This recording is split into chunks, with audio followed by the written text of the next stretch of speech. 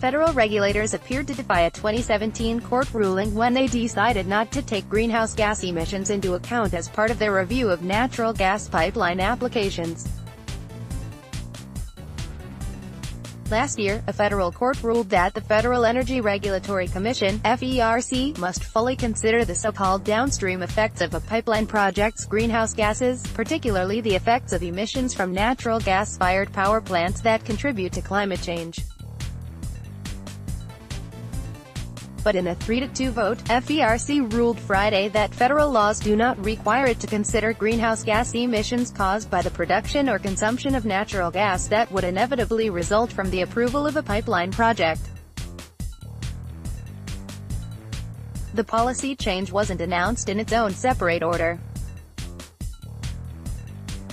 Instead, it was tucked inside an otherwise routine decision rejecting an appeal of its approval of a pipeline project in New York proposed by Dominion Energy.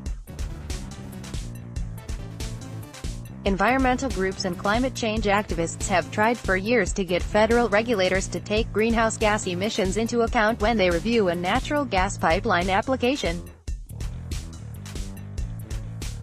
Last year, the groups finally made headway when the U.S. Court of Appeals for the District of Columbia Circuit told FERC to consider the effects of the greenhouse gases caused by the use of natural gas by power plant operators. In response to Friday's decision, the Sierra Club, one of the groups that has been fighting to get FERC to take greenhouse gas emissions more seriously, hinted it may challenge the Commission's ruling in court.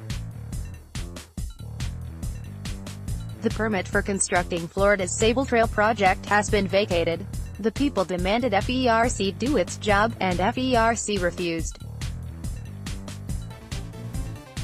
Then, the courts ordered FERC to do its job, but instead, it just keeps trying to evade the court's order and shirk its responsibilities, Sierra Club Executive Director Michael Brune said Friday in a statement. FERC has broken the public's trust, and we are exploring our options in response to today's vote. Natural gas-fired plants emit large amounts of carbon dioxide, although the emissions are 50 to 60% less than a typical new coal plant if the gas is used in a new, efficient natural gas power plant. The drilling and extraction of natural gas from wells, and its transportation in pipelines result in the leakage of methane, the primary component of natural gas that is much stronger than carbon dioxide at trapping heat. Commissioners Richard Glick and Cheryl Leffler, two Democratic members of the agency, issued strongly worded dissents against the majority's decision to diminish the scope of the agency's greenhouse gas reviews. Each of the three members who voted to end the practice of measuring the climate impacts of building pipelines is Republican. Leffler argued in her dissent that FERC could not simply stop analyzing the climate impact of building pipelines at the end-use level. The landscape changed in 2017, according to Leffler, when the U.S. Court of Appeals for the D.C. Circuit ruled that greenhouse gas emissions from the burning of natural gas were the result of the Sabal Trail pipeline in Georgia and Florida, and two related pipeline projects that run from Alabama to Florida. The U.S. Court of Appeals noted that the Sabal Trail project was intended to transport natural gas to Florida power plants, some of which already existed and others that were in the planning stages. Therefore, the combustion of the natural gas is not just reasonably foreseeable, it is the project's entire purpose, the court said.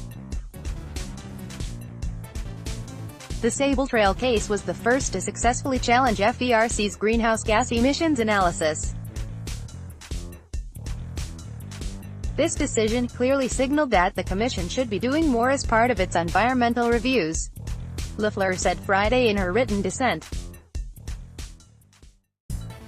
Today, however, the majority has changed the Commission's approach for environmental reviews to do the exact opposite.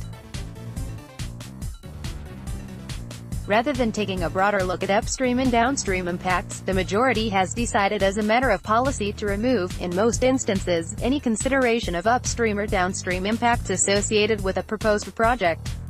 In Friday's decision,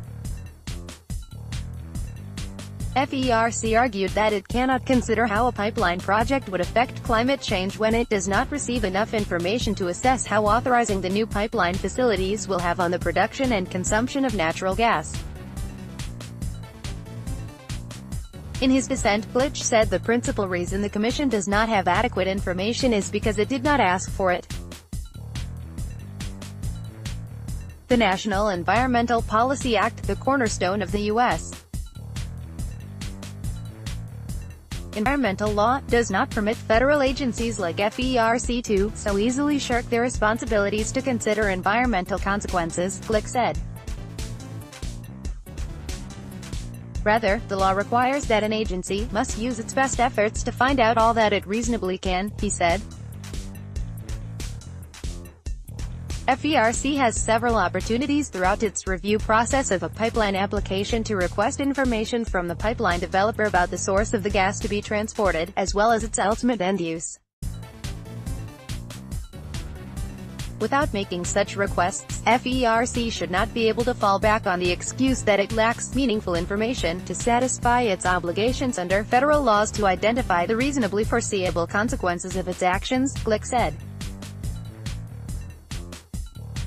The decision also comes at a time when FERC is planning to review a nearly 20-year-old policy that guides how it decides whether to approve natural gas pipeline projects.